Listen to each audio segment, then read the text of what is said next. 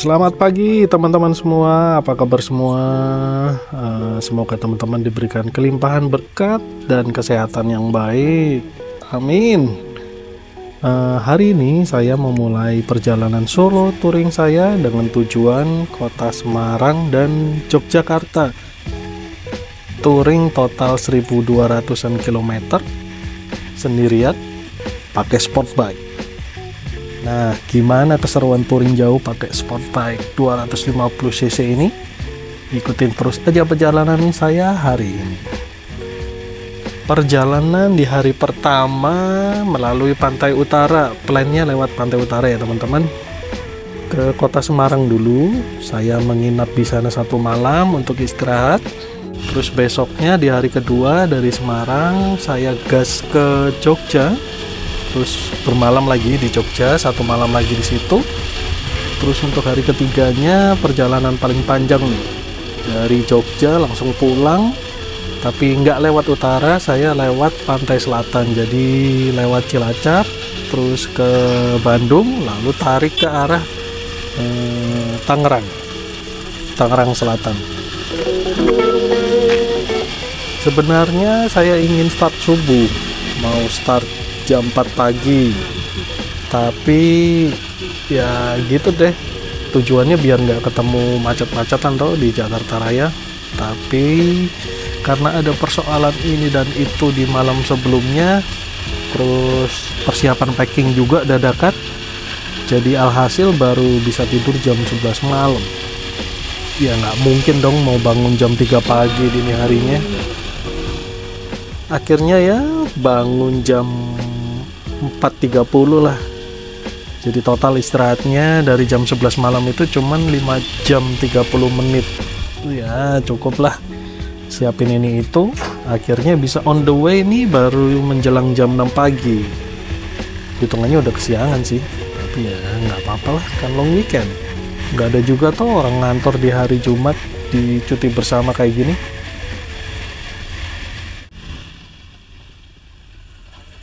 Nah, sampai Lebak Bulus kok kelihatan makin rame ya, kayak lagi nggak ada libur gitu, kayak ini hari normal office day. Yang orang-orang ini dandanannya kok kelihatannya kayak mau berangkat kerja, kebanyakan sih.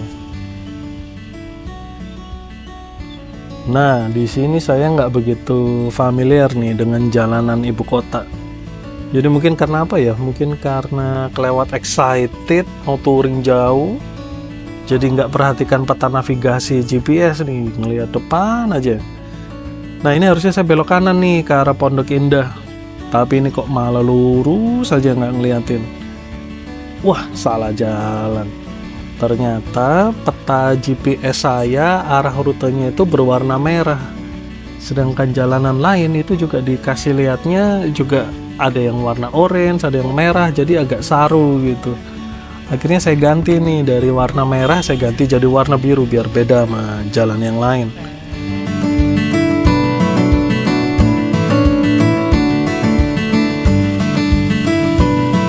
Salah jalan, maaf. By the way, untuk bernavigasi saya pakai aplikasi yang namanya DMD2, Delta Mike Delta 2, alias Drive Mode Dashboard 2. Aplikasi ini buatan orang Eropa, terus di sana spesialisasi itu dipakai sama orang-orang yang naik motornya motor adventure gitu, tipe perjalanannya adventure, jadi off-road, kebanyakan di daerah yang remote area yang jarang ada penduduknya. Mereka banyak nih pakai aplikasi yang ini. Nanti deh kalau ada waktu saya buatin konten bahas DMD2 ini, yang menurut saya ini fiturnya paling lengkap, paling customizable, paling amazing lah kalau kata orang barat.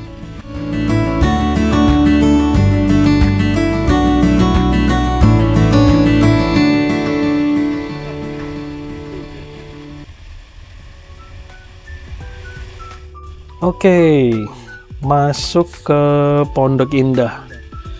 Makin kelihatan lagi nih traffic, makin padat, makin dandanannya orang kerja semua. Mungkin mereka ini yang tempat kerjanya nggak ngikutin cuti bersama, mungkin ya, mungkin.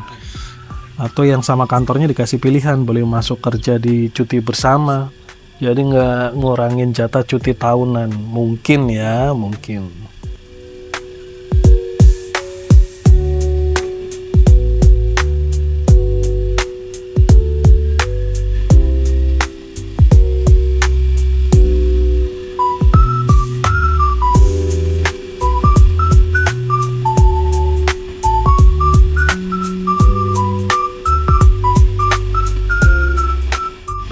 Setelah lepas Pondok Indah, kita masuk ke Kebayoran.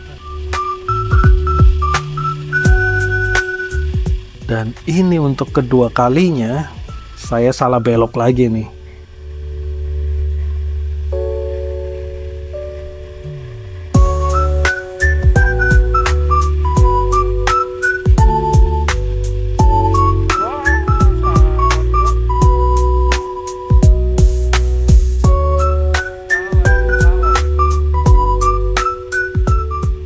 Ya gini, kalau jarang ke Jakarta, banyak jalan yang mirip-mirip jadi salah belok, masuk ke jalan yang salah, dan kalau muter jauh. Lagian juga saya kalau ke Jakarta lebih seneng naik KRL sih daripada macet-macetan, ngirup udara kotor dari knalpot kendaraan lain.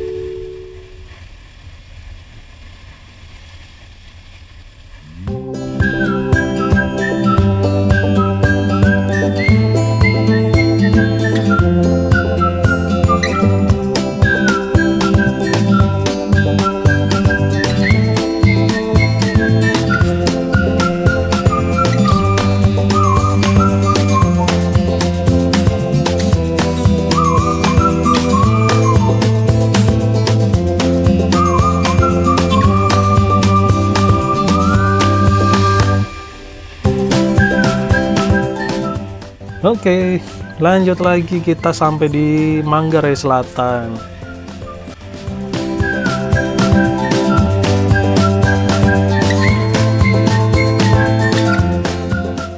Nggak lama kemudian, untuk ketiga kalinya, saya salah jalan lagi. Nah, harusnya belok kiri, tapi ini malah lurus. Ya udahlah, kita cari jalan muter lagi lah.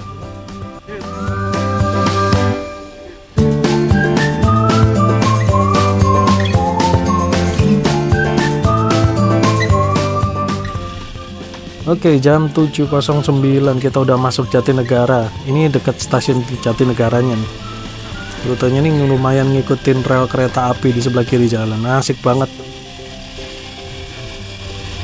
Oke, jam 7:29 kita sampai di dekat Pasar Baru Bekasi. Kelihatan macet tuh di depan di pasarnya tuh. Saya pikir belok kanan aja kali ya, muter dikit tapi nggak kena macet pasar. Soalnya si Oren nggak demen macet, soalnya naik suhu mesinnya, repotnya motor cepet banget naiknya. Jam 8.01 kita masuk di Cikarang. Nah ini baru mulai nih terasa suasana khas Pantura dengan jalan lurus sama jalan betonnya yang rasanya nggak ada ujungnya, lurus terus. Ini yang bisa jadi momok nih kalau lewat jalan lurus macam begini nih dalam waktu yang lama. Efeknya tuh jadi ngantuk, bosen, terus jadi turun deh konsentrasi. Please be very careful ya teman-teman.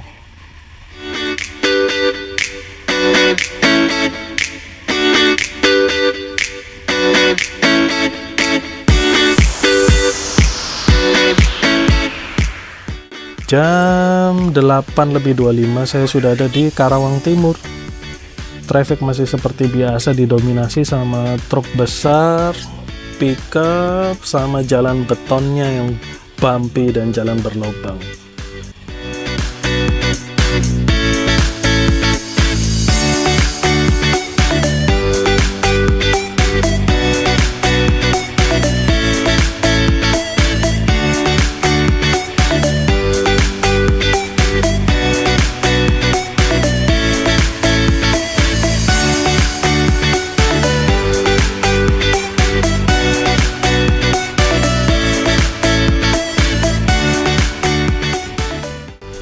Contohnya di Raya Kosambi ini, lubang di sisi kanan jalan tuh lumayan banyak.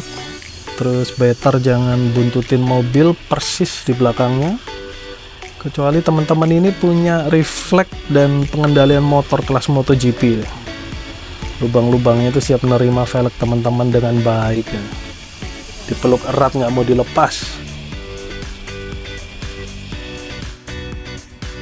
Ya, tapi pantur nggak serem kayak gitu kok, nggak semuanya serem. Jalan mulusnya juga ada, jalan mulusnya ini lumayan panjang juga kok. Tapi definisi mulusnya itu kalau jalannya aspal, kalau beton ya gitu deh, sabar-sabar aja sama bumpy-nya itu.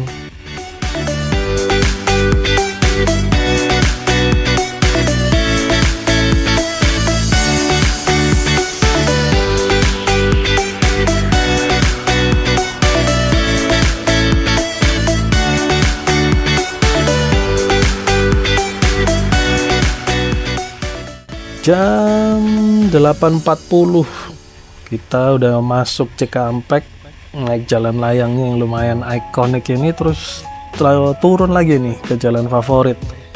Jalan favorit saya maksudnya jalan aspal gitu. Nikmat banget, pantat nggak ditendang-tendang sadel, sama bisa macu speed lumayan agak tinggi biar nggak ngantuk. Jadi di perjalanan ini saya punya dua kesimpulan tentang jenis bahan jalan antara aspal sama beton. Kalau aspal itu pasti lebih mulus, tapi jeleknya tambalan aspal itu dibuat supaya orang jadi nggak ngantuk pas ngelewatin. Gubrak gitu pasti tergoncang-goncang. Beda sama beton nih. Kalau aspal banyak tambalan, kalau beton itu jarang banget ada tambalannya, bahkan hampir nggak pernah lihat ada tambalannya. Tapi ya gitu, permukaan beton itu nggak bisa rata, bumpy gitu jadinya. Terus tapi enaknya kalau tambalan aspal itu bisa dilihat dari jauh gitu, karena dia ketinggiannya dari permukaan aspal yang bukan tambalan itu kelihatan lebih tinggi, lebih menggunung gitu, jadi kelihatan dari jauh, bisa dihindarin. Jadi kita tetap bisa ada di jalur yang mulus. Beda sama beton yang nggak ada tambalannya, jadi semua jalan tetap bumpy, mau gimana juga.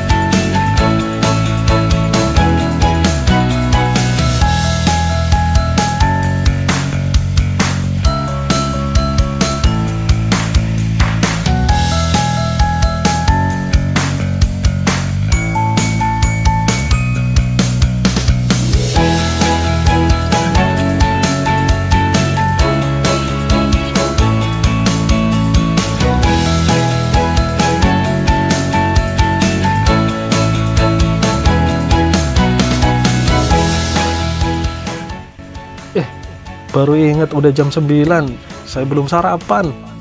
Wah, harus jaga kesehatan ini.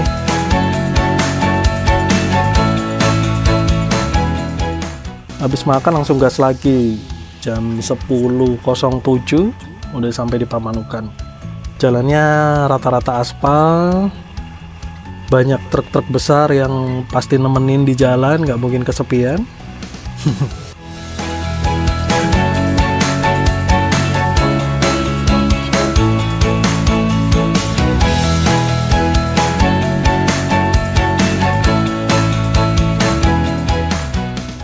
Terus ini truk-truknya lumayan melatih kemampuan zigzag. Jadi zigzag kanan kiri lumayan toh, ngusir ngantuk juga.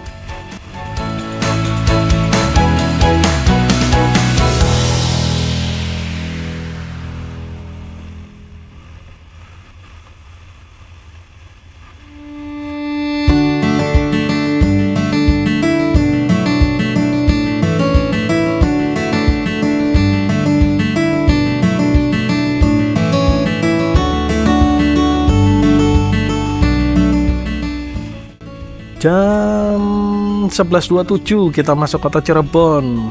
Asik. Ada pasar di kiri jalan yang ramai dengan pemakai jalan lainnya. Ini tandanya kalau kita mulai masuk ke Cirebon.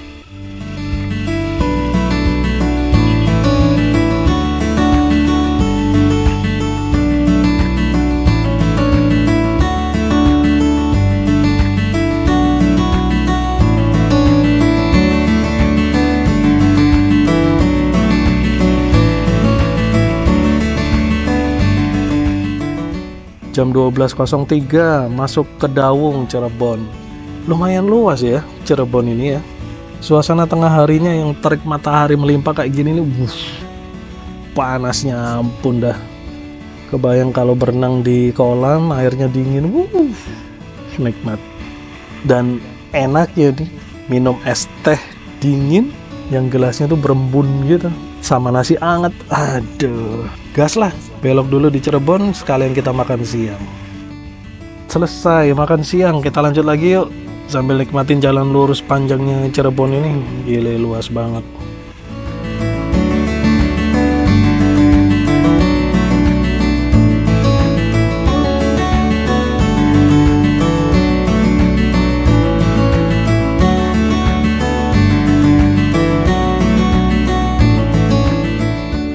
Jam 14.31 saya tiba di Brebes.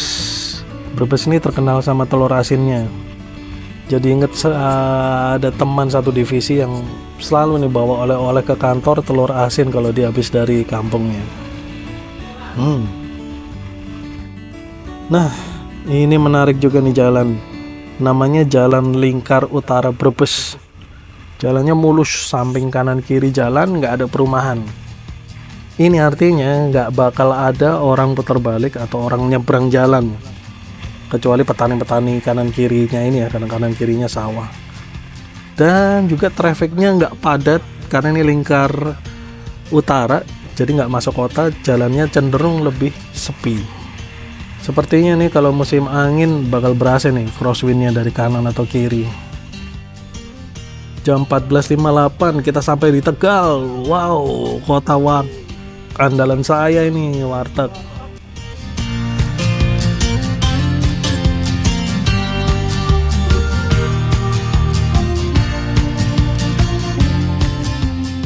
Jam 16.38 saya sudah sampai di Pemalang. Lalu jam 17.12 sudah sampai di Pekalongan. Nah, ini masuk Batang nih.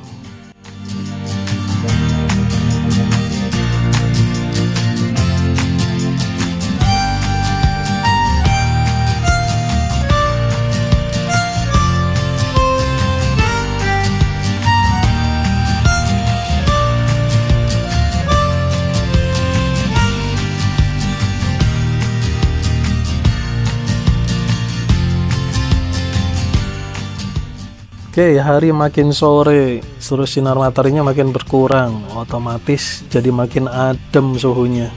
Mata juga jadi lebih santai, nggak harus mericingin mata gitu, ngecilin mata.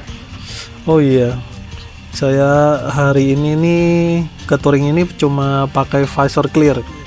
Saya nggak punya yang dark visor. Jadi efeknya karena pakai visor clear harus bawa sunglass biar matanya nggak silau kena terik matahari.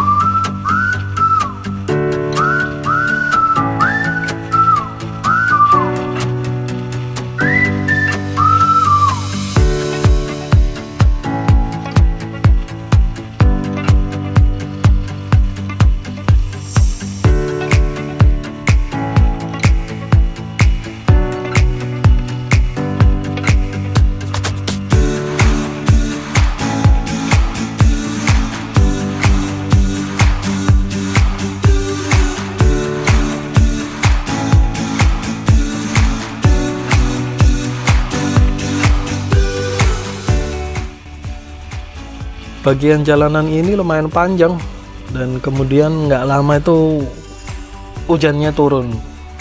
Ya daripada nembus hujan mendingan berteduh lah ya. Jas hujan ada sih, tapi malas aja hujan-hujanan gitu, nguras tenaga kalau menurut saya. Sambil berteduh saya sekalian makan malam aja, biar pas sampai Hotel Semarang nggak perlu keluar-keluar lagi cari makan, cari ini dan itu, langsung beberes. Terus cuci inner suit biar dipakai lagi besok paginya nih, langsung merem habis itu, santai.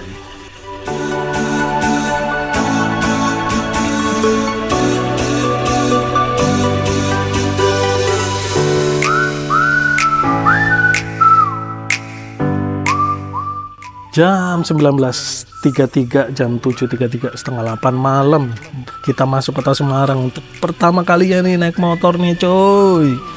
Kota ini ternyata lebih seru dinikmati naik motor daripada naik mobil, for sure.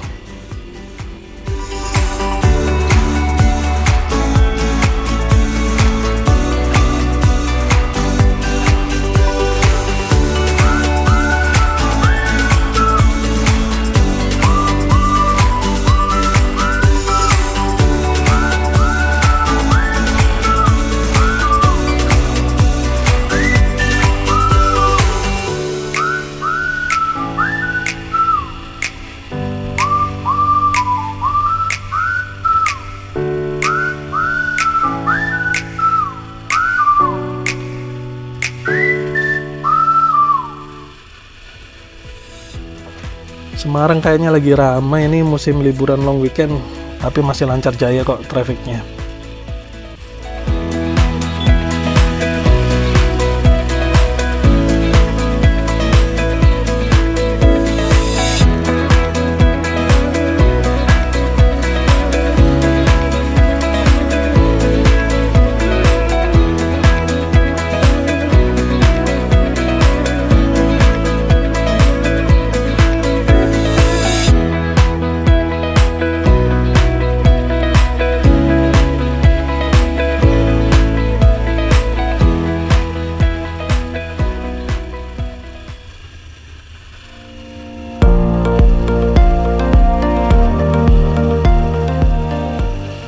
Langsung mengarah ke hotel, butuh mandi dan rebahan habis panas-panasan ria seharian ini. And you know what? Another salah jalan lagi. Saya salah ambil spot hotel di GPS saya, jadinya diarahin sama GPS ke hotel yang salah. Jadi total hari ini 4 kali salah jalan dong.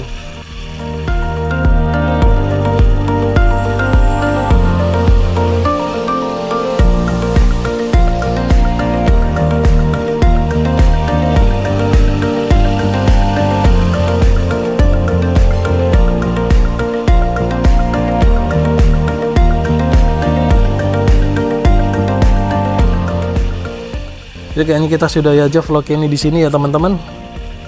Kita ketemu lagi di vlog selanjutnya di perjalanan dari Semarang ke Yogyakarta besok.